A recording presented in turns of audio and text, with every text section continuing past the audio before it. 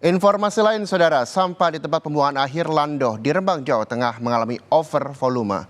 Akibatnya tumpukan sampah meluber hingga ke pintu masuk TPA. Penumpukan sampah terjadi di pintu utama TPA Landoh di Rembang, Jawa Tengah. Luberan sampah ini mengakibatkan jalan utama menuju TPA tidak bisa dilalui kendaraan pengangkut sampah.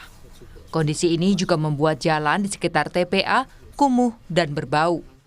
Dinas Lingkungan Hidup Kabupaten Rembang mengklaim penumpukan luberan sampah di jalanan disebabkan adanya kerusakan alat berat yang ada di TPA. Namun Dinas Lingkungan Hidup memastikan dalam 3 hari ke depan alat berat sudah bisa difungsikan kembali untuk membersihkan luberan sampah tersebut. Sampah tidak bisa ditempatkan di semestinya, jadi baru di jalan-jalan menuju ke TPA. Itu volume sampah naik sampai 80 sampai 90 ton per hari.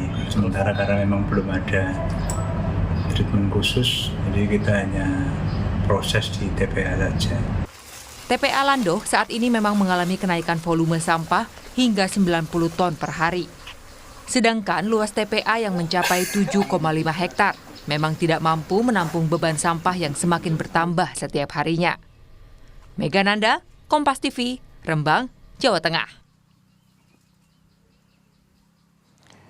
Kalian satu ini berita dari Balikpapan, Kalimantan Timur, saudara.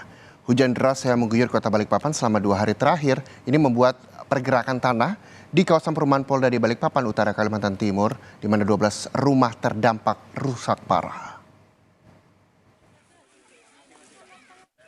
Sejumlah rumah warga retak akibat pergerakan tanah yang terjadi di perumahan Polda RT 37, Kelurahan Geraha Indah, Balikpapan Utara. Total ada 12 rumah warga yang rusak parah. Pergerakan tanah ini dilatar belakangi oleh curah hujan yang tinggi. Dalam beberapa hari ini suara pergerakan tanah terus terdengar. Sejumlah warga terpaksa harus mengungsi ke rumah kerabat. Ketua RT 37 Andi Firmansyah mengatakan dari kejadian ini sedikitnya 12 rumah terdampak rusak parah dan 6 kepala keluarga harus dievakuasi ke tempat yang lebih aman. 12 rumah, tapi yang parah ada di 2 blok sebenarnya, Purnawiran 8 dengan Purnawiran 9. Jadi parahnya itu kemarin malam. Jadi malam kena, kemarinnya baru kita ngelapor.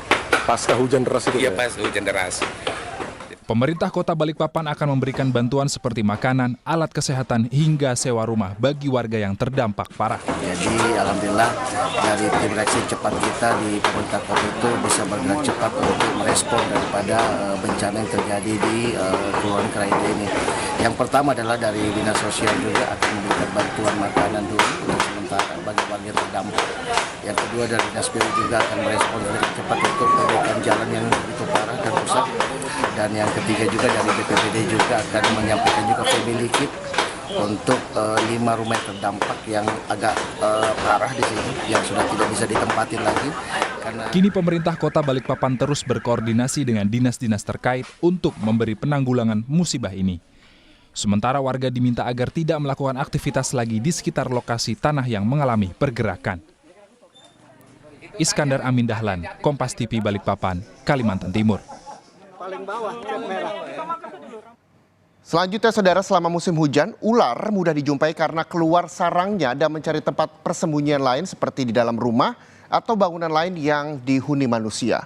Dalam waktu yang berdekatan, tim Damkar Kabupaten Bangkalan menangkap 2 ekor ular yang bersembunyi di plafon rumah dan tiba-tiba keluar dari saluran air di sebuah madrasah.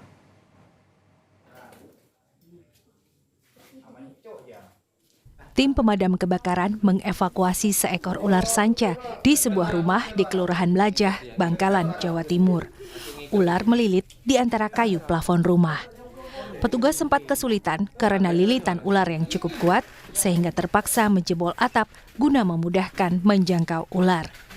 Ular diduga berasal dari belakang rumah yang masih berupa kebun dan semak belukar, lalu naik ke plafon. Setelah berupaya sekitar 1 jam, ular akhirnya bisa ditangkap. Tim Damkar Bangkalan juga mengevakuasi ular dari kamar mandi sebuah madrasah di Desa Mertajesah, Bangkalan. Ular yang tiba-tiba keluar dari saluran air kamar mandi mengagetkan para pengajar madrasah sehingga mereka meminta bantuan ke tim damkar. Dengan memakai alat penjepit khusus, petugas damkar dengan mudah menangkap ular. Satu di rumah warga, di atas atap, yang kedua di sekolahan madrasah. Kesulitan kami waktu di atas atap atau plafon ini masih membongkar plafon dan teman-teman mencari keberadaan ular itu masih agak kesulitan karena ularnya ada di dalam. Tim damkar mengimbau warga tetap tenang jika menjumpai ular masuk ke dalam rumah atau bangunan. Demi keselamatan, warga dipersilahkan untuk menghubungi petugas pemadam kebakaran. Didin Muhyiddin, Kompas TV, Bangkalan, Jawa Timur.